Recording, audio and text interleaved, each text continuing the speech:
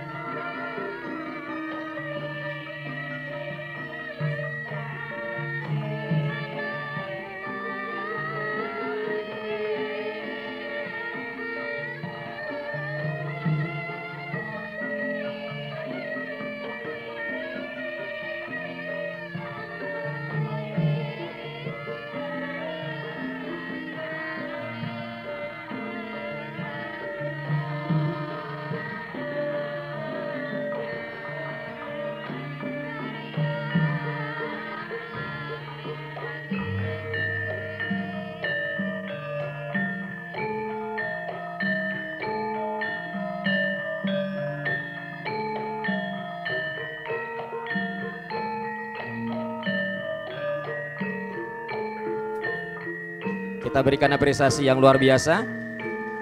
Tari Golek Ayun-Ayun persembahan dari Sanggar Tari Tirto Arumsari, Argomulyo Sedayu Bantul. Tari Golek Ayun-Ayun adalah tari yang menceritakan tentang seorang remaja perempuan yang sedang mencari jati diri dan beranjak dewasa. Tari ini diciptakan oleh KRT Sasmito Dipuro atau Romo Sas pada tahun 1976. Romo Sas adalah seorang pakar tari klasik gaya Yogyakarta yang dikenal sebagai tokoh pembaharuan dalam pengembangan beksan Mataram. Bapak dan Ibu, kita sudah menikmati sajian tari. Nah, untuk itu menginjak selanjutnya adalah ucapan selamat datang. Untuk itu kepada Bapak Tasbir Abdullah, salah satu pengasuh Jogja Semesta, kami persilahkan. Semoga Pak Tasbir.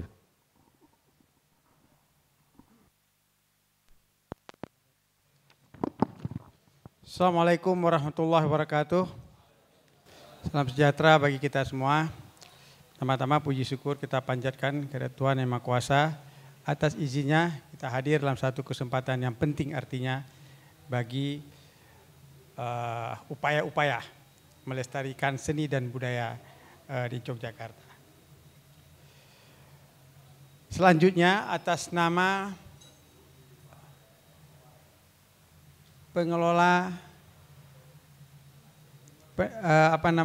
Jogja Semesta, pengasuh Jogja Semesta, izinkan saya mengucapkan selamat datang kepada semua tamu undangan. Kami di Jogja Semesta, ada saya dan Pak Tim Prianto di sini. Jogja Semesta ini digagas oleh almarhum Pak Heri Dendi. Selamat datang Bu Heri Dendi ada di sini. Yang sudah seri ke-167. Tadi Pak Romi Haryanto sebagai host malam ini menyampaikan, dan ini adalah perjuangan yang luar biasa panjangnya dan konsistensi yang luar biasa, dan kami pun sekarang masih bersepakat untuk terus melanjutkan kegiatan-kegiatan Jogja Semesta. Pada malam hari ini kami juga berterima kasih atas kesediaan para pembicara. Pertama ada Dr. Sri Margana, beliau Fakultas Sastra Pak ya, UGM Sejarah, yang nanti akan berbicara dari sisi historis, sosiologis, dan filosofis. Kemudian juga ada Ibu Laretna Adisakti. Beliau akan bicara berkaitan dengan eko budaya nasional. Turun. Dan satu lagi Pak Ahmad Haris Zuber. Beliau budayawan dan beliau yang bau rekso Kota Gede. Jadi yang nungguin pusat Mataram kuno beliau Pak Haris Zuber. Jadi saya kira 3 orang ini, 2 dari akademisi, 1 budayawan, nanti akan menceritakan kepada kita. Kalau tadi Pak Romi menyampaikan topik kita malam hari ini adalah maklumat Yogyakarta untuk kesejahteraan Indonesia. Oleh karena itu kita berkepentingan malam hari ini anak-anak muda ini yang dengarkan. Ini putri-putri budaya, benar ya? Putri-putri budaya yang sudah dipilih untuk menjadi penerus, untuk memahami betul apa itu maklumat. Betul nggak Jogja bisa punya value yang bisa mensejahterakan nasional? Ini tugas berat. Kita memberanikan diri maklumat Yogyakarta untuk kesejahteraan Indonesia. Dan ini kalimat yang cukup besar bebannya. Nah, ini kepada anak-anak muda. Saya berharap para narasumber nanti lebih menekankan teman-teman muda ini memahami. Ya, karena waktu maklumat ini dibuat, nah ini mungkin orang tuanya aja mungkin belum nikah mungkin. Jadi ini urusan masa lalu, tapi bagaimana itu bisa mensejahterakan bangsa di masa kini dan masa depan. Ya, sekali lagi saya tidak berpanjang, atas nama pengelola Jogja Semesta sekali lagi terima kasih. Selamat mengikuti kegiatan dialog seni budaya dan gelar seni, dan juga matur nuwun Karawitan Roso Mulyo. Matur nuwun nggih. Nah, ini yang sangat setia mendampingi kita. Terima kasih, selamat menikmati, selamat mendapatkan sesuatu yang punya nilai kepada kesejahteraan kita bersama. Terima kasih.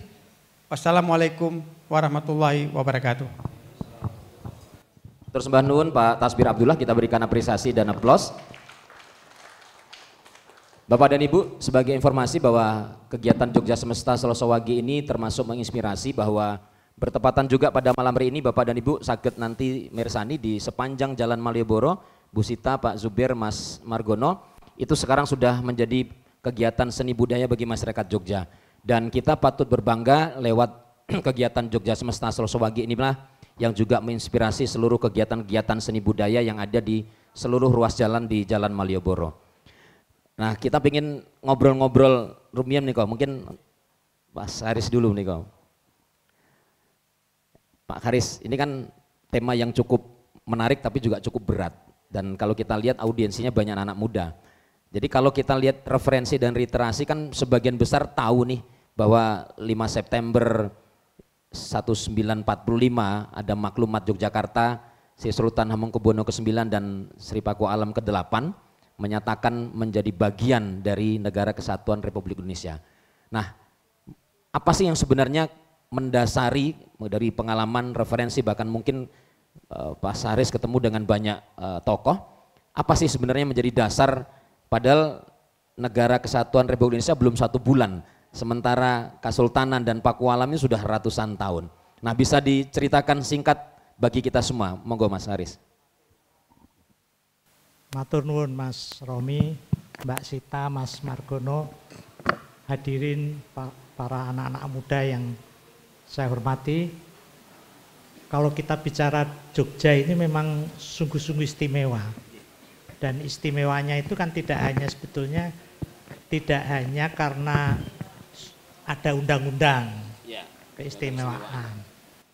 Tetapi sesungguhnya ya peristiwa itu termasuk dalam hal ini maklumat 5 September 1945 yang menjadi picu pelatuk yang cukup penting untuk mendekatkan apa yang disebut dengan keistimewaan Yogyakarta.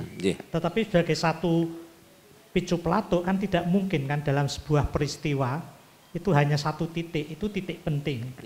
Tetapi sebelumnya juga yang dekat-dekat saja, yang sebagaimana yang ditulis di TOR itu, 17 Agustus 45 diproklamasikan kemerdekaan Republik Indonesia, Bung Karno, Bung Hatta, kok keesokan harinya sudah ada pernyataan siap bergabung. Itu kan luar biasa. Bergabung luar biasa. Kemudian juga dilanjutkan dengan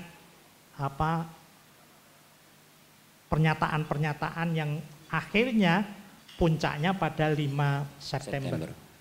Tetapi kemudian kan ternyata juga Jogja itu juga ditakdirkan dalam tanda petik mengalami peristiwa-peristiwa yang sangat penting, tidak hanya ketika menyatakan bergabung yang direpresentasikan oleh Ngarso Dalem Kaping Songo dan juga Pakualam ke-8, tetapi ternyata perjuangan, kemudian juga Jogja kembali, serangan umum 1 Maret, kemudian dibuangnya Bung Karno, Bung Hatta ke Bangka, kemudian kembali dan kemudian menjadi ibu kota RI, itu kan juga satu hal yang amat sangat luar biasa. Kenapa Jogja memiliki takdir untuk mengalami peristiwa-peristiwa penting di dalam konteks kehidupan berbangsa bernegara yang pada waktu itu masih muda dan darurat.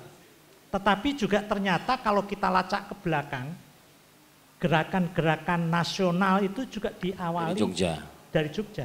Budi Utomo walaupun didirikan di Jakarta oleh mahasiswa Stovia, tetapi kan peran Wahidin Sudirohusodo itu kan cukup penting, yang juga dimakamkan di Jogja, orang Jogja itu. Kemudian Sumpah Pemuda juga inspirasinya dari Jogja.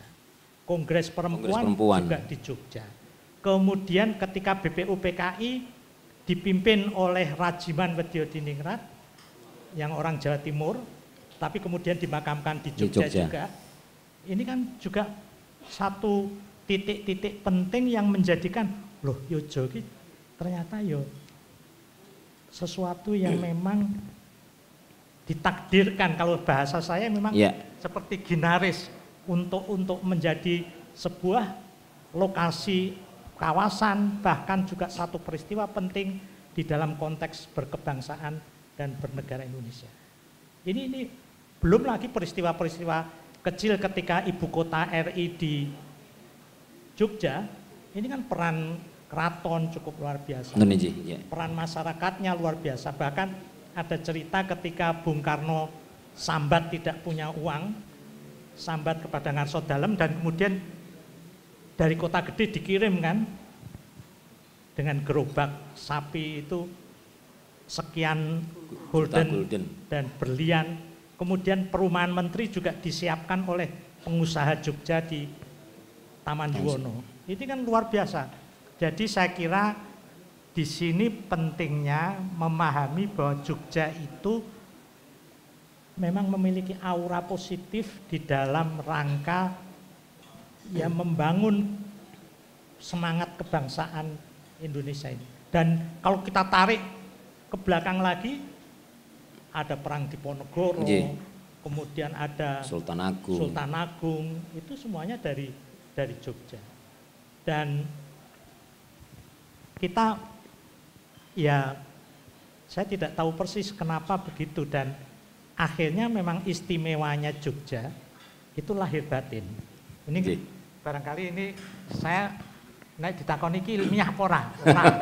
Tapi saya merasakan bahwa aura positif Jogja di dalam konteks kehidupan berbangsa bernegara Indonesia itu lahir batin. Lahirnya peristiwa-peristiwa penting itu di Jogja. Dan berkaitan dengan Jogja. Berkaitan. Nanti saya juga pengen cerita, ya boleh cerita ya. Semonggo. Sing batin iki. Dilalahnya wae lho. Kok Presiden Republik Indonesia kok mesti ono kaitane karo Yojo. Pakai bahasa Jawa enggak apa-apa. Mboten napa. Oh, itu sudah sementar. Ada subtitle-e mangke. Monggo Mas Aris. Kok ada kaitannya dengan Jogja. Bung Karno itu 1929, waktu itu masih umur 28 tahun. Ini yang putri-putri itu enggak tahu berapa. Itu ditangkap di Jogja karena mengkoordinasi rapat-rapat umum untuk persiapan kemerdekaan Indonesia. Itu di Jogja. Kemudian beliau dibawa ke Banjai, ya kan, ditahan di situ. Dan kemudian ketika bebas ada pidatonya Indonesia menggugat. Kui presiden pertama Bung Karno ki sadurunge dadi presiden sudah hubungan dengan Jogja. Secara batin ono hubungannya itu. Ini aneh. Saya ora ilmiah ora apa-apa. Nomor 2 presiden kedua Soeharto. Ya wong Yojo, Gudian. Iya nah. Presiden ketiga Habibie. Ibunya orang Jogja. Iya nah, Habibie ibunya orang Jogja. Presiden keempat Gus Dur. Gus Dur itu sekolah itu tinggal di Kauman Yojo. Tinggalnya di keluarga Kiai Haji Junaid dan pada waktu itu tokoh Muhammadiyah. Ketua Majelis Tarjih Muhammadiyah pertama. Bar Gus Dur sapa? Megawati. Megawati lahir di Jogja. Sakwise Megawati Yudhoyono, SBY, Susilo Bambang Yudhoyono, dadi Danrem Yojo. Terus presiden sesudah SBY Jokowi. Jare ini kuliah neng Yojo. Nah, alumni uga. Ora jare ini pancen ya. Alumni. Terus yang terakhir terpilih Prabowo. Paling ora dadi mantune wong Yojo. Pernah. Jadi loh, ini mungkin kok ono hubungan batin kaya ngono. Mulane orang-orang yang sekarang duduk di Pendopo Wiyoto Projo. ini kansnya cukup besar untuk jadi Presiden Republik Indonesia. Amin. Jadi pemimpin Mas Haris. Lah iya. Nah ini lahirnya Jogja itu mengalami peristiwa-peristiwa penting. Sekarang pun itu kalau orang ono berita baik mesti lho contohnya Yojo. Kalau ada berita buruk, loh kok Yojo. Nah gitu loh. Selalu jadi center gitu. Iya, jadi selalu jadi center. Jadi hal-hal seperti inilah yang menyebabkan oh ya nanti ini pengantar dulu biar anu. Tapi saya punya banyak contoh-contoh kisah lahir batin yang menyebabkan Jogja itu istimewa betul-betul karena tidak hanya ada peristiwa-peristiwa, tetapi juga ada sesuatu yang batin yang juga mewarnai kota Jogja, bukan kota Jogja, daerah istimewa Yogyakarta ini. Sehingga mungkin mergo awune tuwa. Awune tuwa lho ya. Menurut sejarah kan kehidupan purba itu kan juga di Jogja toh. Ngelanggeran tuh bukit paling purba. Iya toh. Itu dilalai yo ada peristiwa lahir batin, tetapi juga nek ora kalau tidak hati-hati malati. Ojo sembrono karo Yojo. Nah, ini hal-hal yang seharusnya kita renungkan. Memang Ginaris Jogja itu menjadi sesuatu yang istimewa lahir batin. Jadi ada legalitasnya baik Undang-Undang Keistimewaan maupun di pasal 18 Undang-Undang Dasar. Tetapi juga ternyata ada hal-hal yang sampai sekarang orang itu melihat Jogja sebagai satu indikator baik kebudayaan, indikator keilmuan, indikator karakter, dan hampir banyak aspek gitu. Hampir semua aspek. Saya kira gitu dulu. Terus Mbak Nuan, satu lagi Mas Haris, artinya kan dengan seluruh potensi kekuatan value Jogja tadi, ini ada tantangan juga. Yang kedepannya bagaimana nilai-nilai yang bagus ini, potensi bagus ini bisa disikapi oleh generasi muda.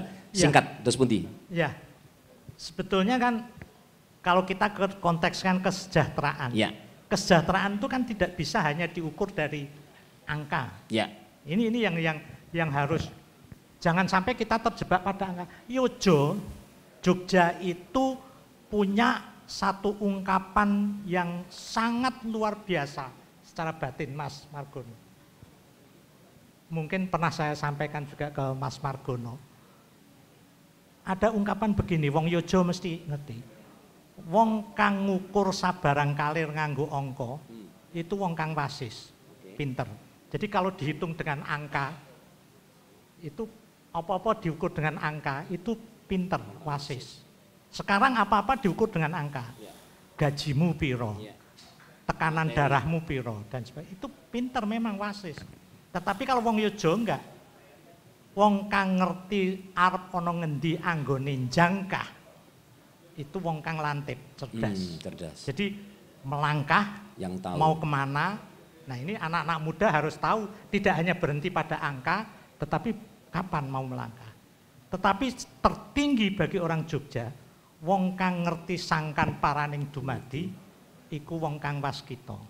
Nah, luar biasanya Mangkubumi ketika membangun kota Jogja, kok ada konsep tata ruang yang selain caturgatra, keraton sebagai pusat pemerintahan, masjid sebagai pusat pemerintahan, alun-alun ruang publik, pasar sebagai ruang perekonomian, kok dibangun dengan apa yang sekarang kita kenal sebagai sumbu filosofis yang melambangkan sangkan paraning dumadi. Jadi pada akhirnya tata ruang kota Jogja pun itu secara, makanya oleh UNESCO ditetapkan sebagai World Cultural Heritage. Itu kok ada konsep batin sangkan paraning dumadi itu diterapkan di dalam tata ruang kota. Nah, jadi saya kira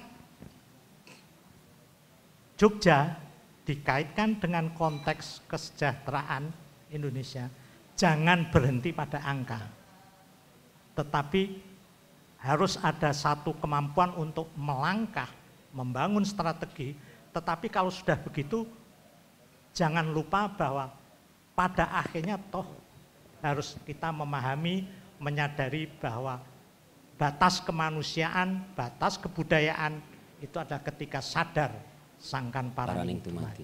Ini kan luar biasa. Yeah. Dan daerah istimewa Yogyakarta itu selain sangkan paraning dumadi dalam skala kecil kota itu, dari Panggung Krapyak sampai Tugu Golong Gilik, itu kan kita juga melihat Kota Gede, Kertopleret, kemudian Kartosuro, Surakarta, akhirnya ya neng Imogiri. Yeah.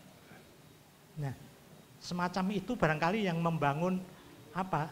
Jadi ini barangkali agak menyimpang dari mindset umum ya. Misalnya orang Jogja sering dikatakan miskin, tetapi dalam hal-hal tertentu indeks kebahagiaannya cukup tinggi. Aku piye? Nah, yeah. itu berarti ada ukuran kesejahteraan yang harusnya melampaui sekedar hitungan-hitungan angka-angka. Sebab nek ming mandek nenggon angka, ya pancen pinter, pancen wasis. Tetapi kalau tidak mau melangkah, tidak bisa melangkah, ya ora lantip.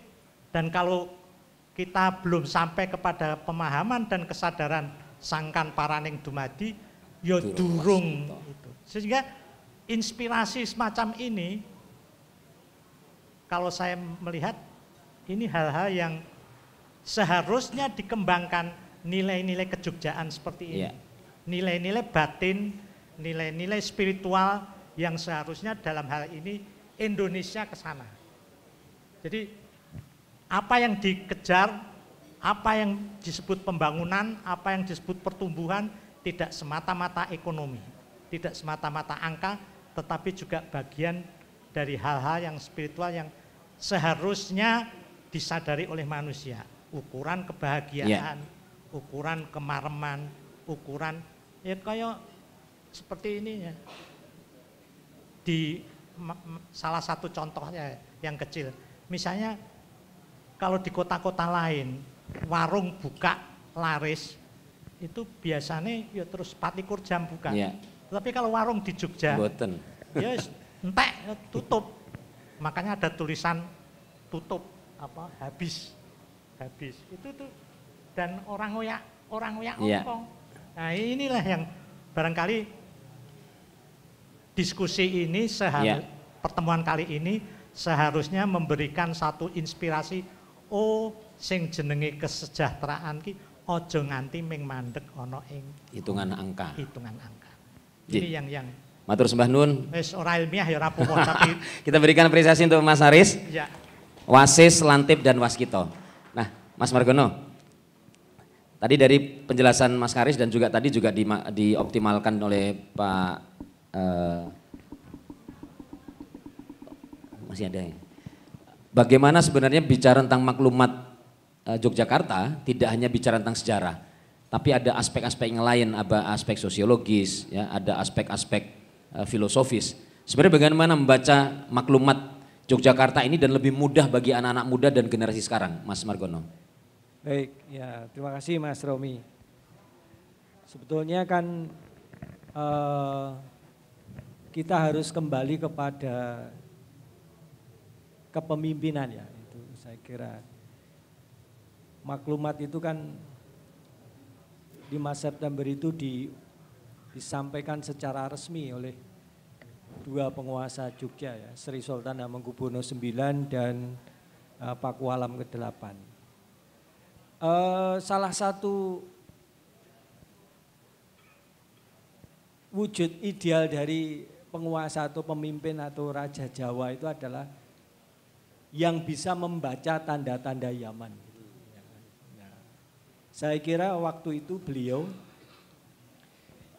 baik Sultan maupun Paku Alam itu orang yang waskito yang tadi disampaikan oleh Pak. Kesempurnaan itu tidak hanya pada wasis, ya. Tidak ada lantip tapi juga waskito. Dan saya lihat Sultan Hamengkubuwono IX itu cukup waskito melihat tanda-tanda Yaman ya. tanda-tanda Yaman tentu saja kalau sekarang konteks sosiologis ya pada masa itu. Spirit Yaman ketika proklamasi itu dikumandangkan itu adalah semacam klimaks dari keinginan dari keseluruh bangsa Indonesia untuk menjadi merdeka, membangun negara sendiri, berdiri di atas kaki sendiri, dan itu sudah lagi bukan kehendak kelompok, partai politik, etnis, bangsa, agama, tapi sudah menjadi kehendak seluruh bangsa Indonesia pada masa itu.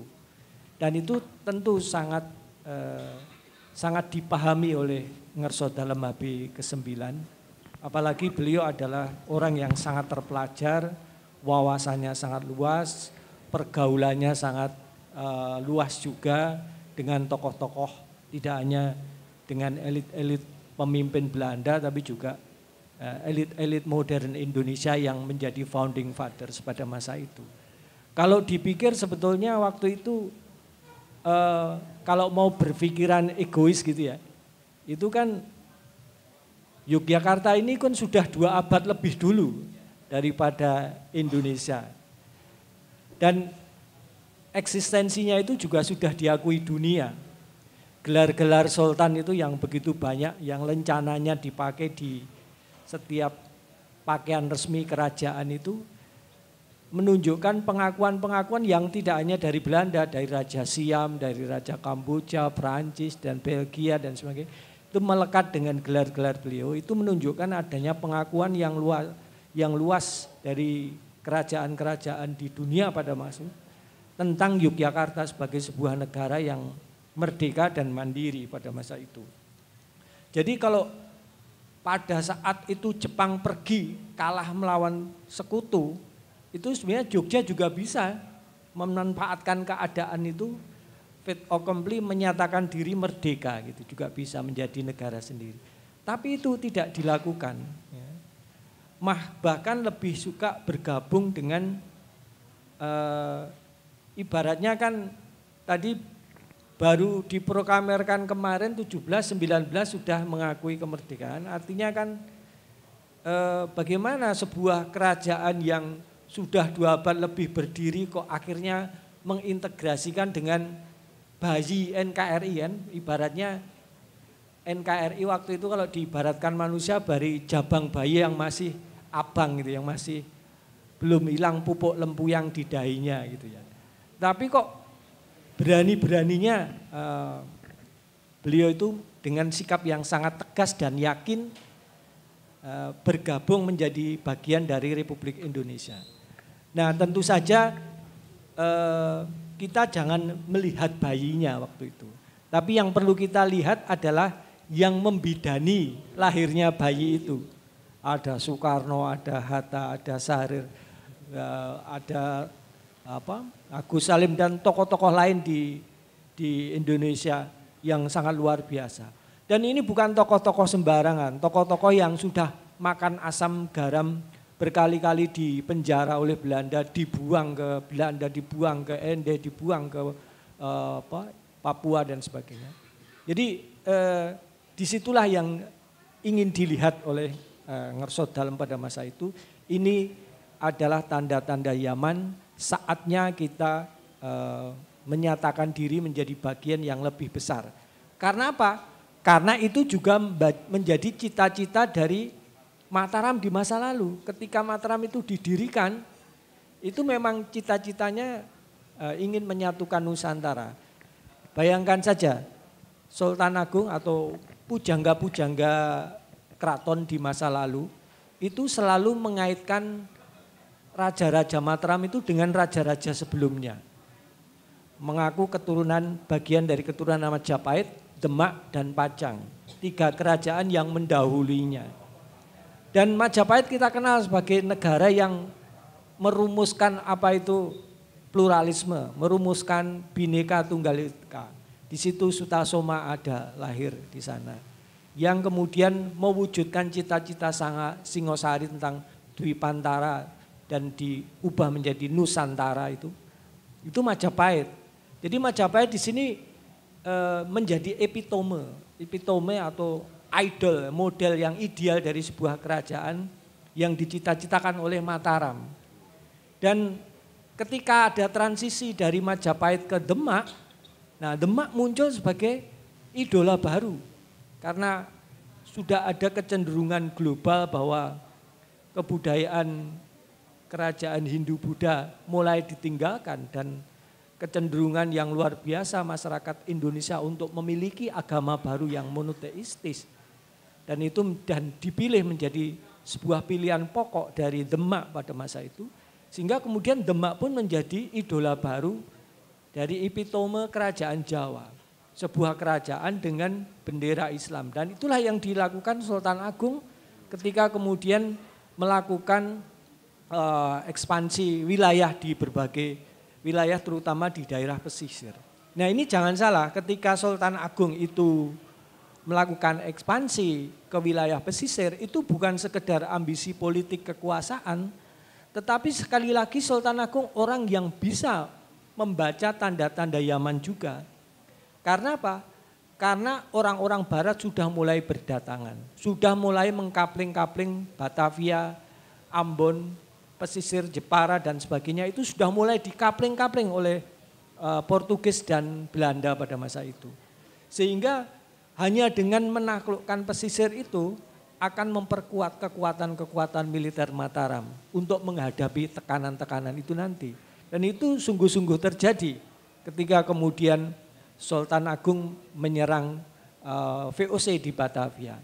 Nah, jadi sekali lagi Sultan Agung adalah orang pertama dari dinasti Mataram yang ingin mewujudkan cita-cita Nusantara yang kelak nanti dicita-citakan dalam proklamasi 17 Agustus 45. Jadi ada aspek historis yang tidak bisa ditinggalkan, tapi juga ada aspek sosiologis yang berupa spirit Yaman, kepandian, kewaskitaan dalam membaca tanda-tanda Yaman itulah yang membuat kita bisa mengerti bahwa Mataram sudah bisa melihat inilah zaman yang kita tunggu-tunggu ketika cita-cita menyatukan bangsa Indonesia itu mulai datang.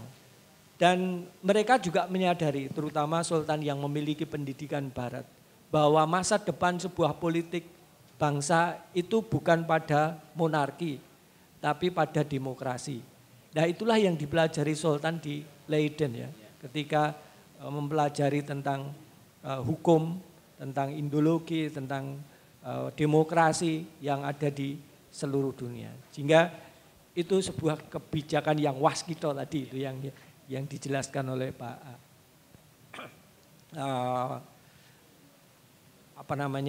yang ada taraf-tarafnya tadi ya, yang wasis, talantib dan waskito tadi itu. Itu kira-kira Pak. Nah, di konteks tadi sudah dijelaskan historis, lalu aspek sosiologis dan mungkin juga filosofis Mas Margono. Nah di konteks kekinian sekarang, bagaimana sebenarnya ini bisa dimaknai? Karena kan itu pergulatan ada tentang politik, tapi ada juga tentang kebudayaan, value Yogyakartanya kuat. Nah seperti apa kita memaknai di era sekarang ini bahwa semangat maklumat Yogyakarta, lalu dengan segudang tadi yang sudah dibahas dengan Pak Haris, ini bisa menjadi power ke depan bagi siapapun yang di Jogja maupun orang luar Jogja. Monggo Mas Margono. Baik, jadi syukur alhamdulillah ya bahwa keinginan kita berintegrasi dengan RI itu diterima oleh semua tokoh bangsa. Dan kita juga alhamdulillah sudah diakui menjadi bagian dari wilayah Indonesia yang istimewa. Hanya ada 2 provinsi yang istimewa di Indonesia dan salah satunya adalah Yogyakarta. Dan keistimewaan itu bukan sekedar hadiah atas atas keinginan berintegrasi itu sendiri, tetapi Yogyakarta sudah membuktikan, tadi sudah disinggung juga di depan bahwa waktu RI, negara RI yang baru berdiri itu terancam kekuasaannya, kedaulatannya oleh kedatangan kembali Belanda.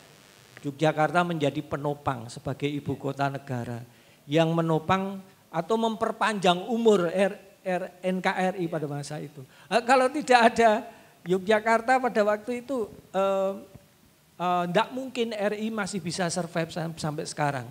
Karena wilayah yang paling siap menjadi ibu kota pada masa itu ya Yogyakarta. Karena apa? Karena usianya yang sudah 2 abad, jadi secara sistem politik, birokrasi, pemerintahan, pengalaman sudah Yogyakarta siap, ya? Itu sudah siap. Ya. Sudah kelembagaannya sudah terbentuk, sistem pemerintahnya jalan, ada rakyat, ada undang-undang, ada raja, ya semuanya sistem berjalan.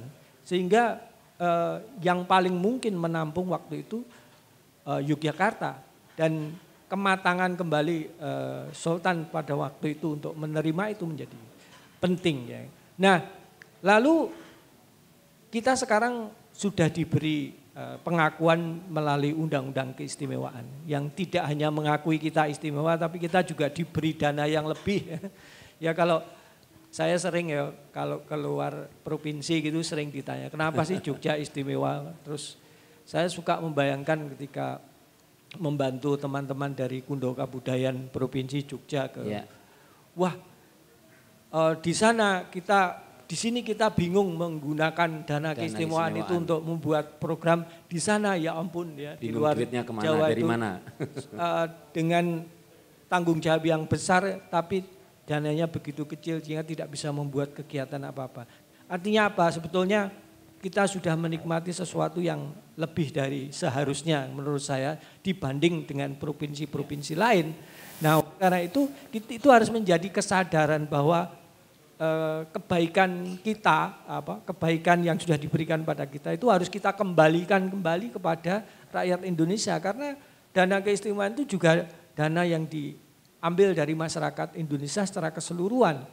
Oleh karena itu saya senang sekali bahwa seperti Dinas Kebudayaan Provinsi DIY itu sudah menjalin kerjasama dengan provinsi-provinsi lain. Misalnya kemarin ketika kita memperingati Hari Penegakan Kedaulatan Negara, kita juga bekerja sama dengan provinsi di Bangka, kemudian di Sumatera Utara, Bukit Tinggi, Sumatera Barat, di mana ada hubungan langsung dengan peristiwa-peristiwa itu.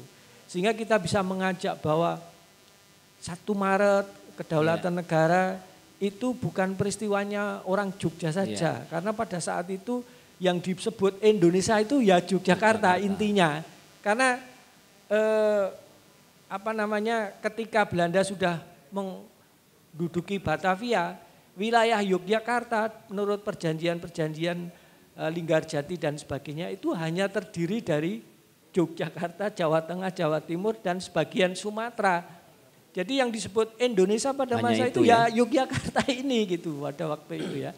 Jadi itulah mengapa tanggung jawab kita ketika kita sudah kembali, orang sudah mulai melupakan nina bubuknya kolonial dengan menerima negara serikat itu, kemudian ada kesadaran tumbuh meninggalkan status serikat dan kembali ke kesatuan Republik Indonesia, maka itu adalah tugas Yogyakarta untuk bisa menjadi bagian untuk berkontribusi membangun Indonesia ke depan. Sehingga generasi-generasi muda Yogyakarta itu punya tanggung jawab besar untuk ikut memikirkan tentang keindonesiaan itu. Jadi sekarang keistimewaan itu hanya jangan dilihat Jogja istimewa, tapi istimewa untuk Indonesia.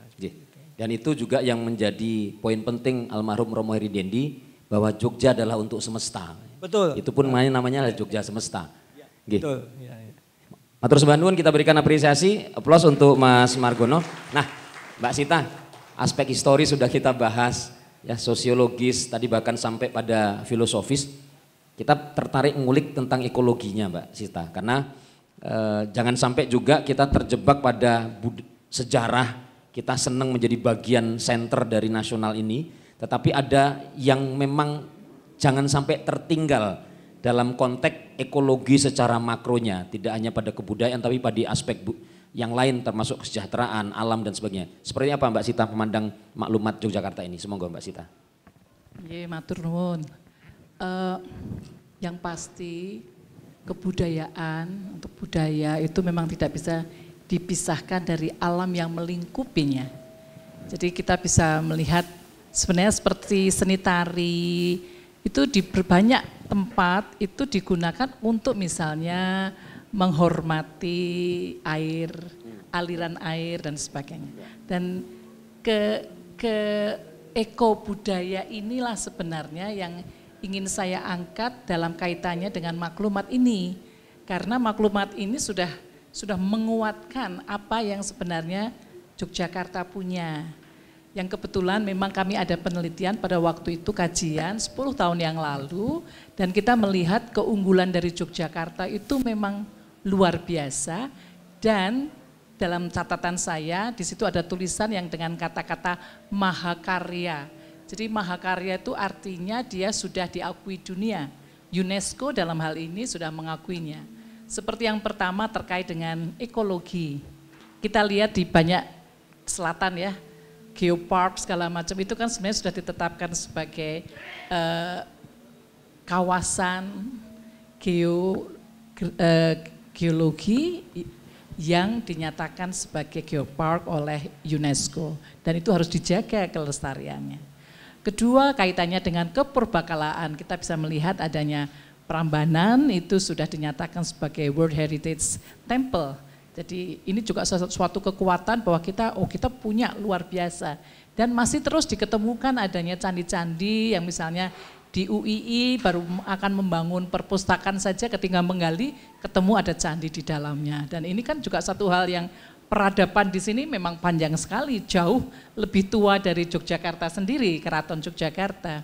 Dan ketiga, nah ini yang baru saja tahun lalu ditetapkan, itu nilai kemahakarya dunia, filosofinya yang tadi sudah disebutkan juga kaitannya dengan berbagai hal di dalam penataan kota Yogyakarta.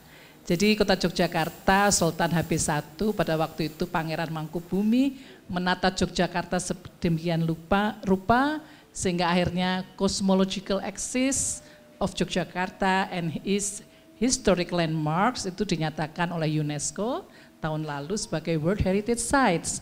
Nah ini pun perlu pengelolaan yang luar biasa karena di sini ada kerajaan, di sini ada masyarakatnya, di sini ada alam, ada seni budaya dan kekuatan dan metode sudah ada memang seperti historic urban landscape yang perlu dilakukan untuk bisa menggabungkan antara heritage conservation dan perencanaan dan perancangan perkotaan. Jadi ini ilmu-ilmu itu sudah harus menyatu, bekerja sama, sinergi di dalam pengelolaannya. Kemudian kita melihat juga pertumbuhan yang ada di Yogyakarta ini adalah seperti pluralisme ya. Jadi ada Portugis dulu mewarnai Jogja, Belanda juga, Pecinan juga dan pasti Jawa. Itu sudah ada di sini. Kemudian kita tahu sendiri adik-adik ini kan juga dari berbagai perguruan tinggi. Ada berapa perguruan tinggi, berapa sekolah yang ada di Yogyakarta. Kita kenal sebagai pendidikan ya, nilai pendidikannya luar biasa di sini. Nah untuk itu juga kita perlu mempelajari tentang seni budaya dan ini pun sudah masuk mahakarya karena ada beberapa yang ada di Jogja seperti keris, gamelan, batik, itu sudah dinyatakan sebagai intangible heritage masterpiece, mahakarya juga oleh UNESCO. Bahkan Yogyakarta tahun 2014 oleh World Craft Council dinyatakan sebagai kota batik dunia. Dan ini juga satu hal yang mampukah kita terus akan menjaganya untuk bisa melestarikannya. Itu. Kemudian kalau kita berjalan-jalan di kampung dan peran anak-anak muda ini sebenarnya luar biasa. Di kampung, di perkotaan maupun di desa-desa itu juga sangat satu hal yang luar biasa. Dan terakhir kalau kita melihat terkait dengan sistem budaya pertaniannya. Di Jogja ada sawah surjan, yang itu pun sebenarnya ada organisasi yaitu FAO di kota Roma, yang kita juga bisa mengajukan itu sebagai satu GIAS, Globally Important Agriculture Heritage System. Tapi kita belum pernah memasukkan itu. Jadi banyak hal yang sebenarnya Yogyakarta itu levelnya dunia. Dan ada lagi sebenarnya, kalau kita melihat pernah naik kereta api melalui Lempuyangan? Lempuyangan ke Semarang itu trayek jaringan kereta api yang pertama di Indonesia dan itu kedua di Asia, luar biasa kan, dunia juga. Nah, pertanyaannya untuk apa itu? Ternyata hasil bumi di sini, jadi pertanian lagi, jadi gula, kopi, tembakau, dan satu lagi, nila untuk pewarna alam. Itu perlu diangkut dari Yogyakarta dengan kereta api ke Semarang dan setelah itu diangkut dengan kapal. Jadi dunia pertanian Jogja itu sudah ekspor pada waktu itu. Pada waktu pendirian stasiun kereta api. Stasiun Tugu belum ada. Nah ini juga satu hal tanda-tanda bahwa ya kita memang punya tadi keistimewaan ya yang bertumpuk-tumpuk dan ini yang harus siap dikelola oleh anak-anak muda nanti ke depan secara sinergi. Kita sudah tidak bisa lagi, saya arsitek, saya seringkali bekerja sama dengan ini tokoh budayawan. Saya kalau mau urusan kota gede ya saya sowan, urusan dengan sejarah kita kolaborasi. Sudah nggak bisa sendiri-sendiri, jadi kita harus bersama-sama. Dan maklumat ini harus juga kita warnai sebagai tadi sebuah kerajaan pun dengan negara bekerja sama. Dan sekarang itu sudah kita rasakan gubernur kita, raja, wakil gubernur kita juga raja di sini. Dan itu kita menjadi satu bekerja bersama-sama. Di catatan akhir saya katakan, kalau kita berada di Yogyakarta, kita bukan saja seorang follower, tapi kita adalah pelestari, inovator, dan kreator. Karena Kawah Condro Dimuko Yogyakarta itu mengajarkan pada kita semua. Jadi kalau punya kesempatan Anda dari luar Yogyakarta datang ke sini, manfaatkan betul-betul itu. Karena jangan jadi follower, harus jadi yang terdepan. Dan untuk itulah bisa menguatkan nasional kita. Ya. Matur sembah nuwun, kita berikan plus untuk Mbak Sita.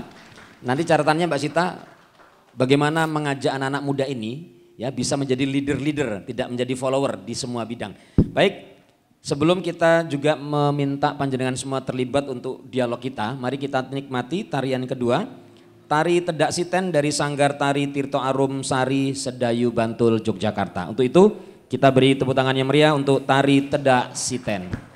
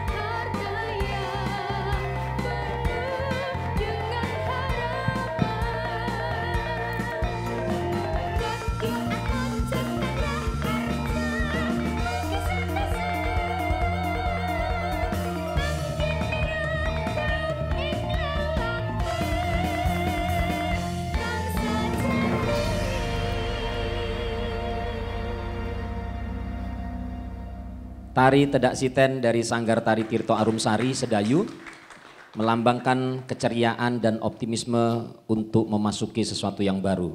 Matur sembah nuwun. Nah, Bapak dan Ibu, sahabat-sahabat Jogja Semesta, tadi kita sudah menyimak bersama penjelasan dan keterangan dari 3 narasumber kita. Sekarang kita ingin mengajak panjenengan semua untuk juga berbagi, bercerita. Matur sembah nuwun yang sudah hadir. Yang pertama, ini mungkin menarik Pak Haris, Mas Margono dan Mbak Sita.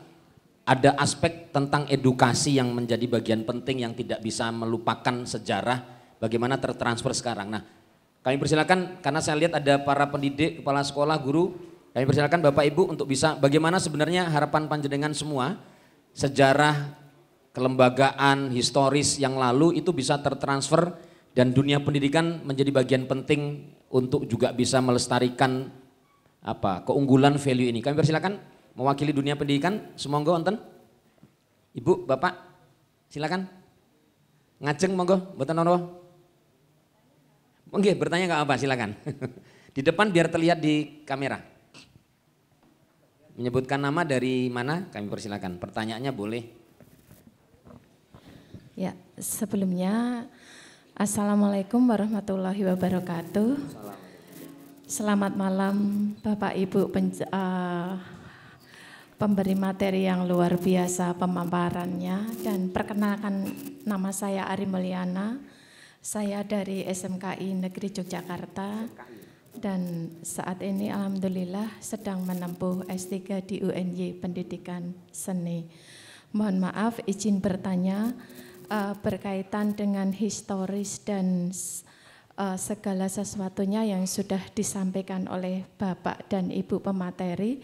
Sangat luar biasa ya kota Jogja yang dari awal sampai sekarang itu perkembangannya luar biasa.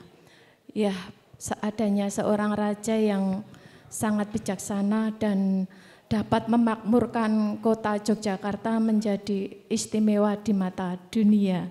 Kita kasih aplaus dulu untuk Yogyakarta.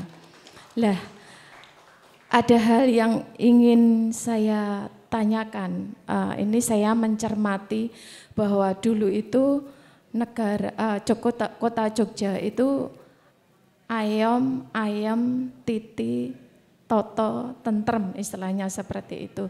Tetapi akhir-akhir ini saya sering mengikuti membaca di medsos, banyak kekhawatiran para para pendatang atau masyarakat di Jogja sendiri itu sekarang diresahkan dengan adanya kelitih. Lah, bagaimana untuk dengan slogan yang Jogja berarti nyaman itu benar-benar bisa dirasakan oleh warga yang itu asli dari Jogja maupun di luar Jogja. Karena sekarang ini banyak masyarakat Jogja sendiri itu yang takut keluar malam hari karena takut dinunul oleh sajam. Oleh sajam tiba-tiba terus lah, itu kan juga banyak yang merugikan masyarakat. Lah, upaya apa yang diberikan oleh pihak yang terkait dalam hal ini dan bisa membuktikan bahwa Jogja itu benar-benar berhati nyaman dan tetap memberikan kedamaian bagi siapapun yang berada di kota Jogja. Terima kasih, mohon maaf apabila pertanyaan saya kurang berkenan. Matur sembah nuwun, wabillahi taufiq walhidayah. Wassalamualaikum warahmatullahi wabarakatuh. Waalaikumsalam warahmatullahi wabarakatuh. Matur sembah nuwun, kita berikan apresiasi, tepuk tangan dulu, matur sembah nuwun. Sekali lagi kami persilakan bagi Bapak Ibu sahabat Jogja Semesta untuk bisa memberikan tanggapannya atau mungkin juga pertanyaannya, dan nanti juga bisa akan kita diskusikan bareng-bareng dengan para narasumber. Mas Dwi, monggo menjadi pemantik, kami persilakan mendekati tempat Pak Tasbir.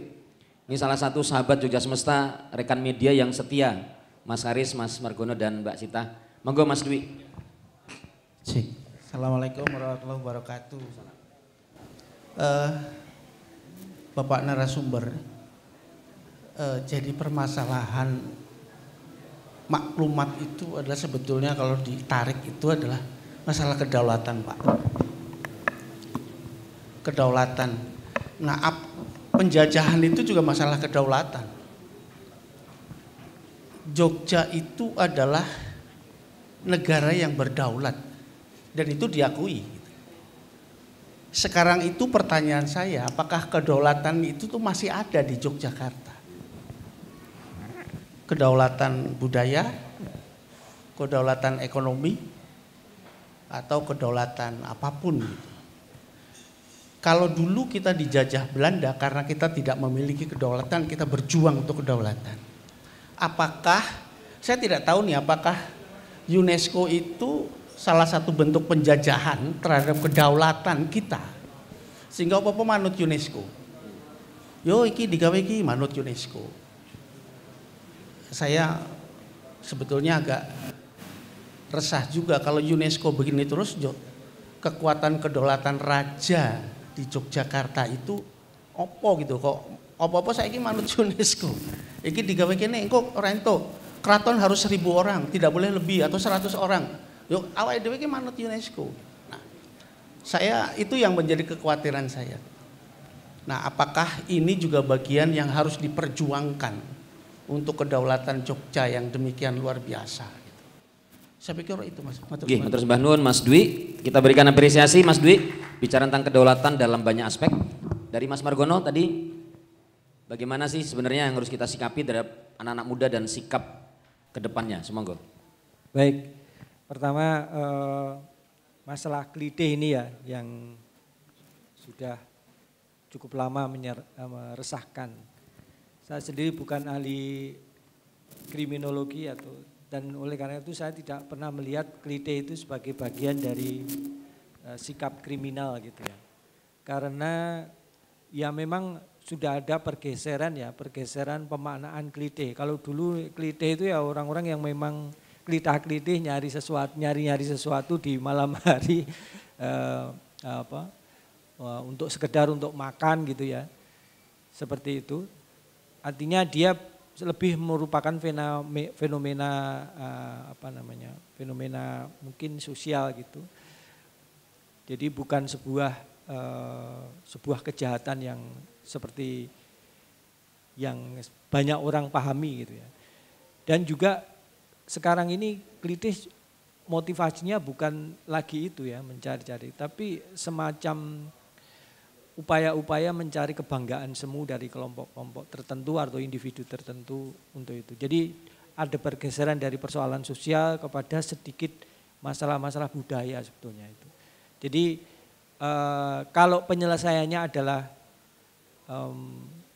memperlakukan mereka sebagai sebuah kriminal, maka mungkin sebenarnya tidak menyelesaikan masalah karena tidak menyentuh pada persoalan atau akar dari persoalan itu, karena klite lebih merupakan akar sosial budaya, sehingga yang harus dicari yang di situ. Yang kebetulan saya bukan ahlinya di situ, saya lebih sejarawan yang biasa mencari melacak ke belakang bagaimana asal usul atau akar permasalahan itu, sehingga diharapkan solusi-solusi itu yang mengarah ke sana, bagaimana memahami persoalan-persoalan sosial budaya terutama generasi muda yang hidup pada masa transisi, yang selalu mengalami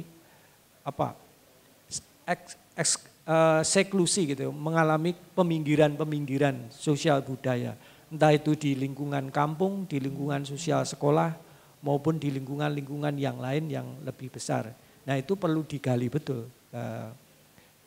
Karena tanpa memahami konteks sosial budaya, sosiologis dan antropologisnya ini, kita akan memberikan seperti resep yang salah untuk bisa menyelesaikan itu.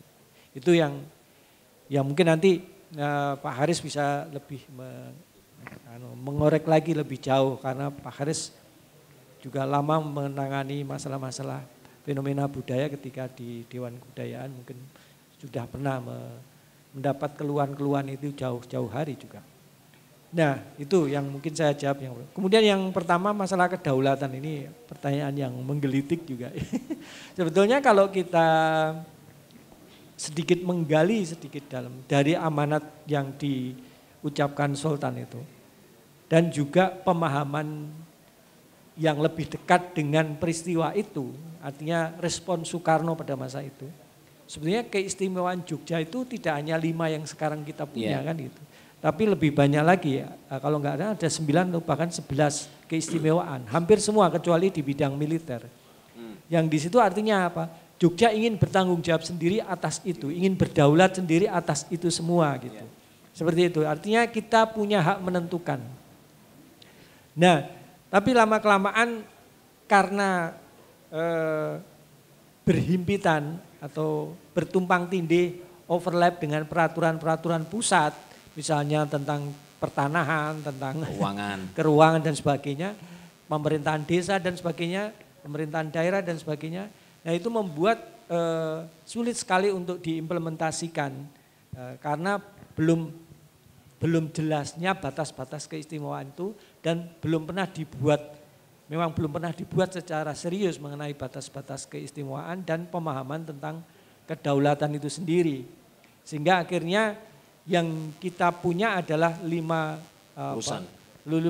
urusan, itu pun disebut urusan bukan kedaulatan. Karena apa? Kalau itu kedaulatan ya memang betul-betul kita yang berdaulat. Saya justru berharap karena Jogja ini sudah lama menjadi pusat pendidikan, kebudayaan dan sebagainya, seharusnya kita punya model sendiri. Kemarin saya ingat itu kritiknya mantan Presiden Yusuf Kala kepada Menteri Pendidikan menurut saya itu betul beliau itu.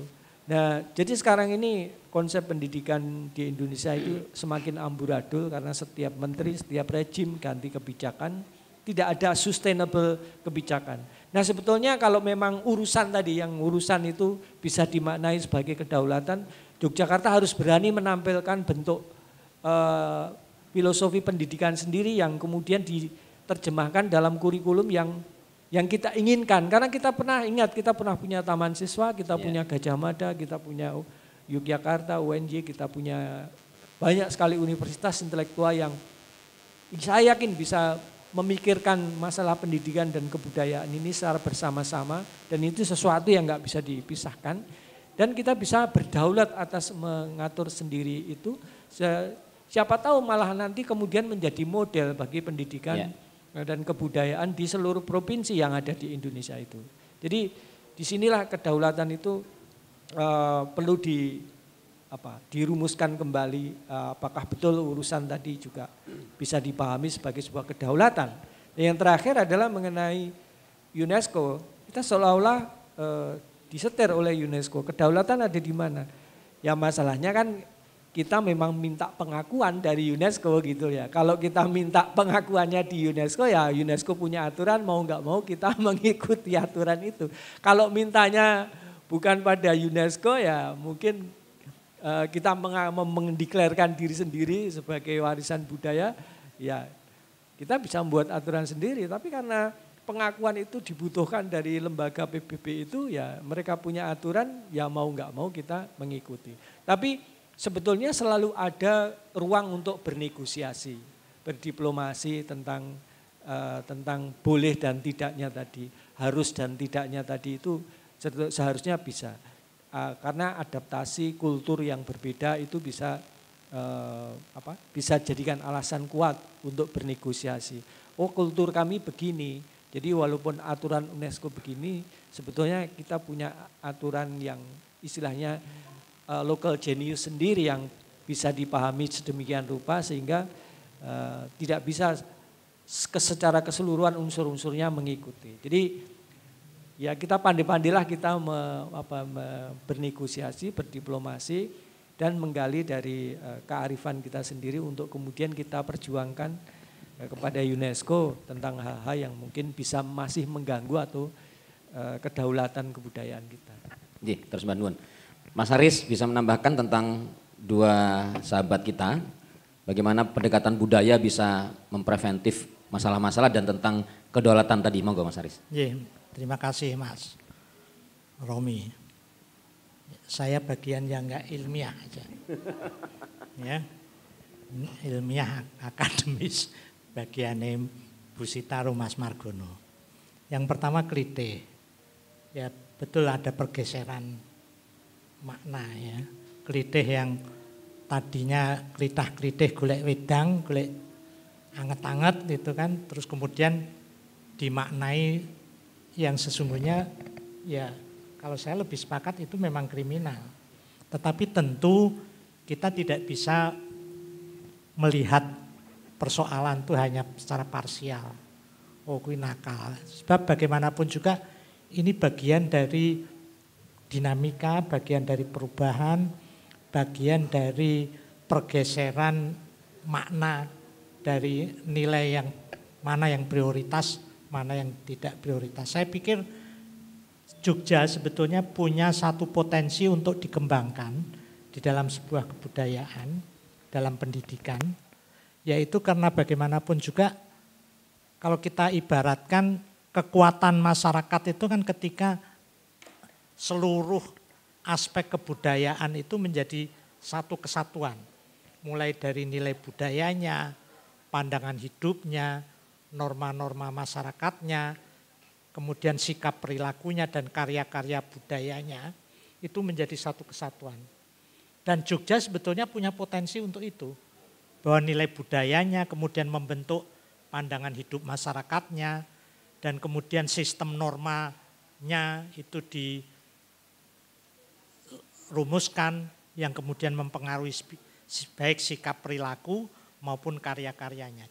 Nah, tinggal bagaimana kita merumuskan kembali di dalam rangka membangun satu konsep pendidikan khas Jogja yang nanti mudah-mudahan sebagaimana pengalaman Jogja selama ini menjadi inspirasi bagi kehidupan berbangsa bernegara lebih luas, ini yang kita.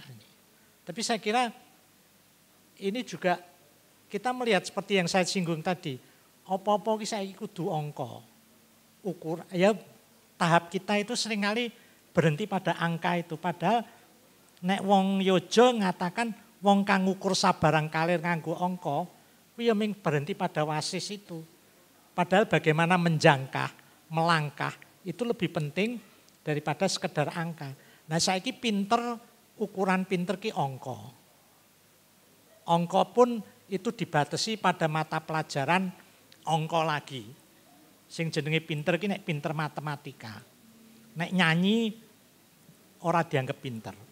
Padahal potensi itu kan ini. Jadi kita harus coba membangun merumuskan kembali satu sistem kebudayaan yang bisa menjadi dasar bagi pendidikan seutuhnya. Ini saya kira Jogja menjadi sangat penting. Tetapi sing ora ilmiah yono. Saya pernah juga diskusi tentang kritik. Ini ada satu pendapat yang tak rasa-rasanya benar. Terus pundi Mas Garis? Nah ini ora ilmiah tapi coba direnungkan. Wong saiki, kena ngopo kok cah cilik-cilik saiki kok selain ukuran-ukuran sukses ki angka, tapi orang sekarang ini ya mohon maaf, ini bagi yang muda-muda, nek saresmi, nanti kalau sudah bersuami istri, ini wong saiki ki lali ndonga. Nah, ilmiah ora, lali ndonga, grusah-grusuk, pokoknya penak. Ini lali ndonga. Itu akan mempengaruhi benih yang dikeluarkan. Kemudian yang kedua, bab angka tadi, saiki ki nek makani anak, kok makani. Mohon maaf, kalau memberikan nafkah anak ki sing penting akeh. Tidak peduli halal sumbernya haramnya. Tidak peduli cara, ya kaya nek pemilu sing penting angka. Ya ta entuk angka perkara carane mengumpulkan angka itu mbuh pokoknya kumpul angka. Kemenangan pemilu ki angka. Demokrasi liberal angka. Golek duit angka. Jadi cara enggak diperlukan. Sukses angka ukurannya. Sukses angka. Nah, terus kemudian yang ketiga, ibu-ibu orang tua sekarang, tidak hanya ibu, ayah juga. Zaman dulu saya kecil, mbuh nek Mas Margono. Bu Sita mesti ngaku ya kenal karo Bu Larasati. Ya, iya toh. Kalau anak ujian, anak mau menghadapi peristiwa penting, Poso. Wong tua iki poso. Leres. Nggih. Saiki ora. Melu sinau malah bingung. Melu Betul. Jadi ada 3 hal yang seharusnya ini juga dituntunkan kepada calon orang tua. Dan itu basis kebudayaan itu kita. basis kebudayaan yang barangkali Nggih. tidak ilmiah tapi coba direnungkan itu. Pertama, kalau sudah bersuami istri, yang muda-muda ini ya urung ya. Ojo nganti Tanpa doa. tanpa doa. Ndonga, paling ora bismillah. Munggah bismillah, mudun Mudun alhamdulillah. Kemudian yang kedua, cari duit, cari nafkah itu Dengan cara yang benar. baik. Insya Allah makan yang diberikan, nafkah yang diberikan kepada keluarga yang bersih itu akan menghasilkan anak-anak yang sekarang ini mahasiswa baru itu juga kok gampang stres, ya. Gampang bunuh diri. Kesehatan mental juga pengaruh. Iya. Sekarang buktinya apa? HP baterainya mengkarek 10% wis stres. Iya nah. Listrik mati stres dan sebagainya. Ini kemudian yang cobalah prihatin ketika anak menghadapi ini. Nah, ini barangkali tidak ilmiah kok ya. Ketika punya hajat ya. Iya, itu tuh penting. Ya. Ya seperti tadi saya menyebut 8 presiden ki Hubungan dengan Jogja. Hubungan dengan Jogja itu ya kita ora ilmiah ning ya nyatane ya gitu kok. Nah, kemudian yang Mas Dwijo itu kedaulatan. Yes, Jogja itu punya kedaulatan rakyat. KR. Tapi bukan itu masalahnya. Kita seringkali mengartikan kedaulatan itu ya sesuatu yang bebas untuk. Ya, Bebas untuk sebebas-bebasnya. Lawong kalau sudah memutuskan nikah aja kedaulatan kita udah. Kalau kedaulatan diartikan seperti itu loh. Iya toh? Ya. Ada aturannya. Ana aturannya. Iki wong aku ya ceramah ini tekan jam piro. Itu apa kita sudah kehilangan kedaulatan.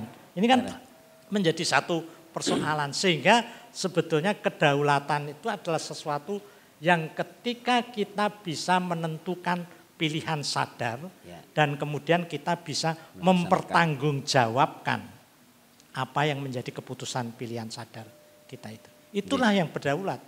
Itulah makna kemerdekaan. Bukan bebas untuk tetapi juga bisa mempertanggungjawabkan apa yang menjadi pilihan-pilihan sadar kita. Jadi ya bener kok UNESCO sing ngatur. Lah wong awake dhewe ngusulke nang UNESCO dan orang juga memahami dan menyadari bahwa UNESCO punya otoritas yang sehingga orang akan mengakui. Ya padha wae kok kedaulatan kita dirampas oleh KUA ketika kita mendikahi seseorang. Nah semacam itu loh. Cobalah itu menjadi perenungan bagi kita sehingga tapi mudah-mudahan kalau kita punya jati diri. Nah Jogja sebetulnya punya potensi untuk mengembangkan jati diri itu sehingga apa yang menjadi dinamika, apa yang menjadi konsep pembangunan tidak harus mengikuti kemajuan wilayah lain tetapi mengembangkan apa yang menjadi potensi kita sendiri. Ini yang jauh lebih penting. Seperti saya pernah menasehati calon wali kota. Itu ya pokoknya ono. Satu di antara 3 calon wali kota itu.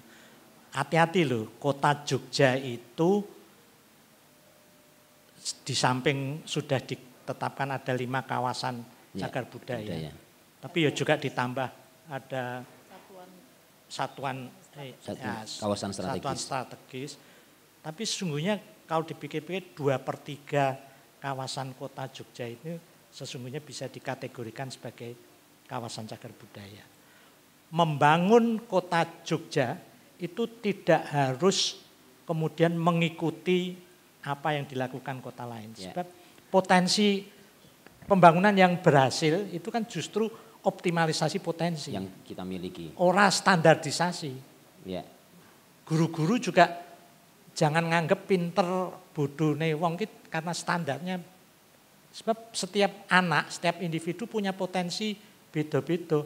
Aku nek kon nyanyi ya ketok bodone. Iya ta?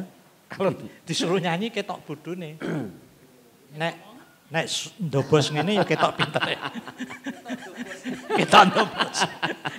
Tapi bagaimanapun juga sebuah upaya proses pendidikan, proses pembangunan, proses apapun juga untuk mendinamisasi itu adalah mengembangkan potensi. Menemukan mengembangkan yang kita punya. Ya. Jogja itu memiliki kekuatan nilai budaya yang kuat, pandangan hidup yang kuat, sistem normatif yang kuat. Tinggal bagaimana kita membentuk sikap perilaku yang kemudian karya-karya budaya termasuk keilmuan, termasuk karya-karya arsitektur, karya-karya tulis dan semuanya itu utuh. Mulai dari nilai budaya, pandangan hidup, sistem normatif, sikap perilakunya. Ya. Itu mudah-mudahan begitu. Harmoni dan terintegrasi. Ya. Mas Haris. Matur sembah nuwun Mas Haris. Mbak Sita, singkat padat sebenarnya bagaimana menyingkapi kita punya standar, tapi juga ada standar di internasional yang memang juga harus kita anut, tetapi tidak menghilangkan apa yang sebenarnya ingin kita maksimalkan. Semoga. Tapi sebelumnya saya ingin juga mengomentari tentang yang kelitih itu. Monggo. Karena minggu lalu saya barusan dari Bali dan mengikuti genre generasi berencana BKKBN. Ada nggak ini wakil dari Yogyakarta untuk genre? Nah itu juga satu hal yang menarik, di mana anak-anak muda memang dilatih untuk sibuk ya.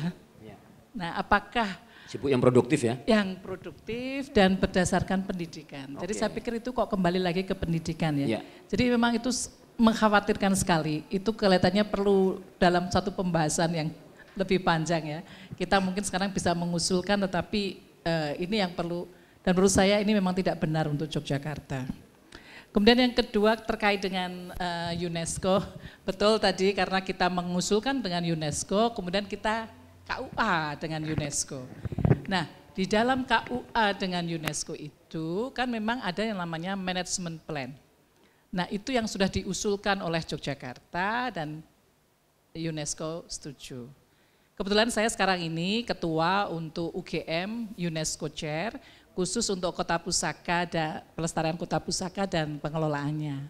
Nah di situ justru kita sangat bisa mempelajari betapa di dalam pembelajaran untuk mengelola kota itu memadukan antara heritage conservation dan urban design maupun urban plan itu harus selalu konsultasi dengan negara-negara pengikut UNESCO. Nah disitulah sebenarnya kesempatan buat kita justru belajar juga dari yang lain-lainnya untuk kemudian mengangkat apa yang kita punya. Tadi setuju sekali bahwa kita harus ya yang kita punya gitu. Kita tidak mungkin UNESCO nggak tahu apa yang kita punya, yang tahu adalah kita. Jadi kita yang harus membuat management plan itu dan standar-standarnya betul sekali itu sudah dibuatkan. Jadi kalau untuk World Heritage Site yang ada di perkotaan, tahun 2011 itu sudah dilahirkan apa yang disebut Historic Urban Landscape, yang kemudian 2020 Fukuoka Outcomes itu memperbaiki ini, dan tahun lalu diluncurkan apa yang namanya Urban Heritage for Resilience. Jadi itu ketangguhan kota pusaka. Nah ini Jogja ini juga kita akan ada pelatihan, kami akan memberikan bulan depan. Nah di situ ketangguhan itu kan harus kita susun.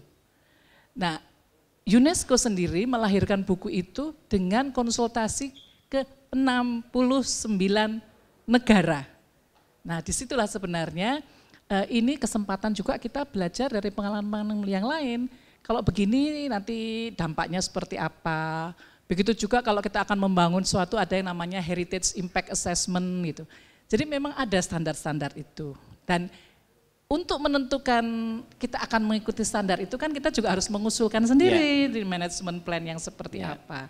Jadi memang itu banyak negosiasi yang harus dilakukan dan kita tahu ya kita mengusulkan untuk World Heritage Sites di Jogja aja prosesnya bisa sampai 10 tahun begitu. Jadi itu menurut saya dan pada waktu itu Bapak Gubernur juga menyampaikan ketika kami ada pertemuan sebenarnya tidak hanya pengakuan yang akan diminta, tetapi adalah bantuan untuk pemikiran untuk melestarikan itu seperti apa.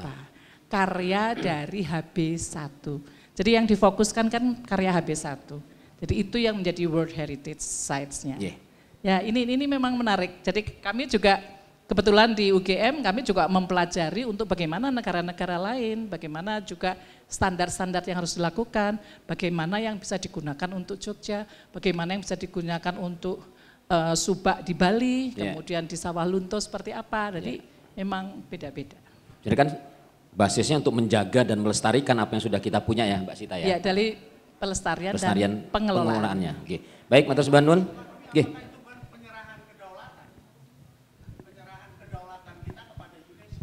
Tidak Pak. Kalau itu, kalau saya kedaulatan saya sepakat ya tadi ya, itu ada aturan-aturan. Jadi kalau kita tidak mau berkembang dengan UNESCO, ya udah nggak kenapa harus ke UNESCO kan gitu. Apakah itu jadi bentuk penyerahan kedaulatan? Kalau saya tidak. Enggak.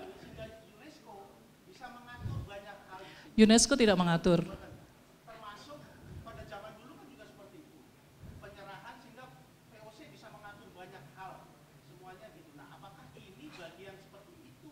Kalau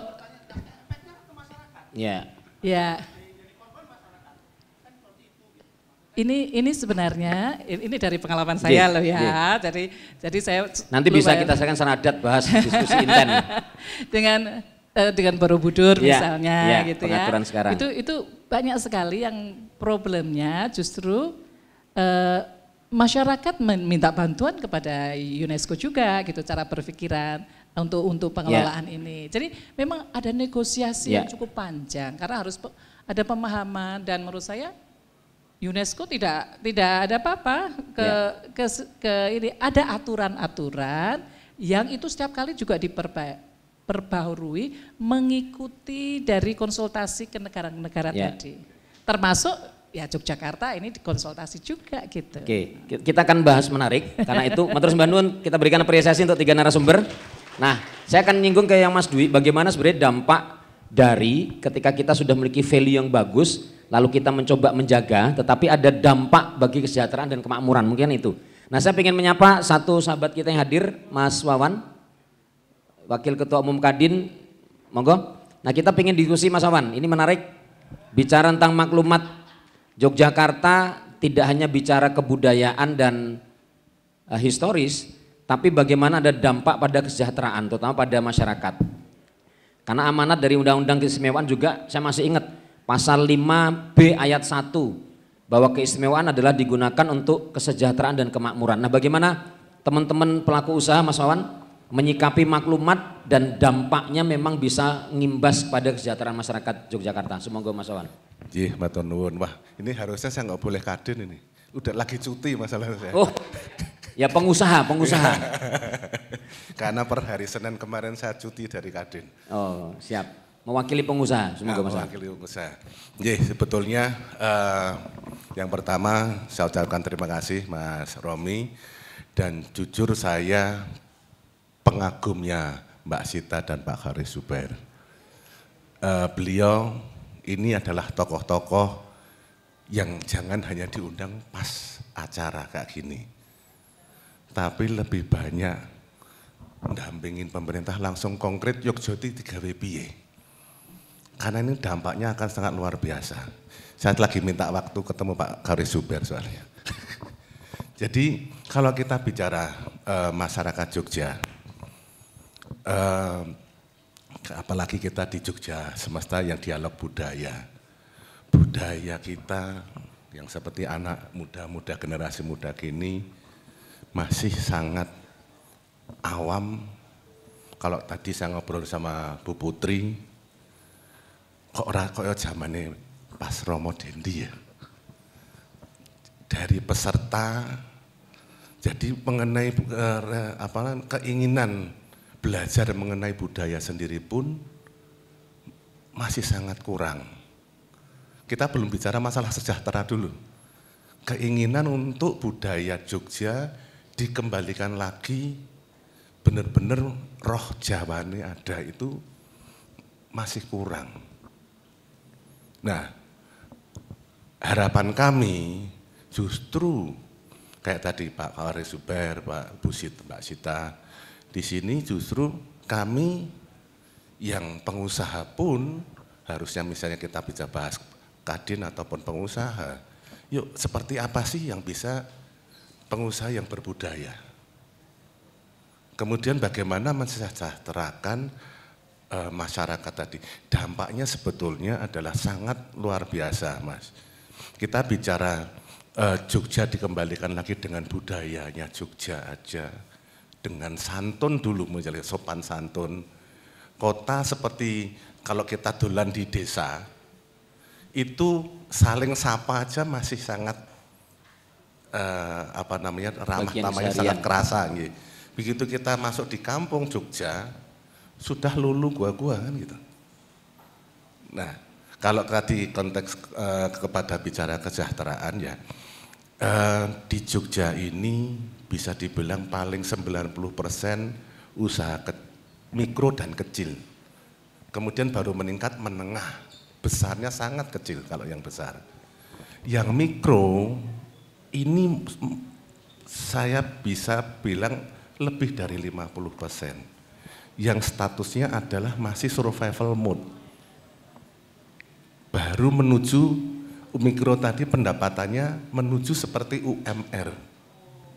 Berarti kesimpulannya kalau baru menuju sebagian besar masih banyak penghasilan perharinya di bawah UMR.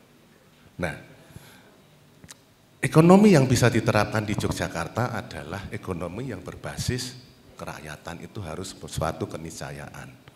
Tidak bisa lagi sugih dewe ataupun maju dewe.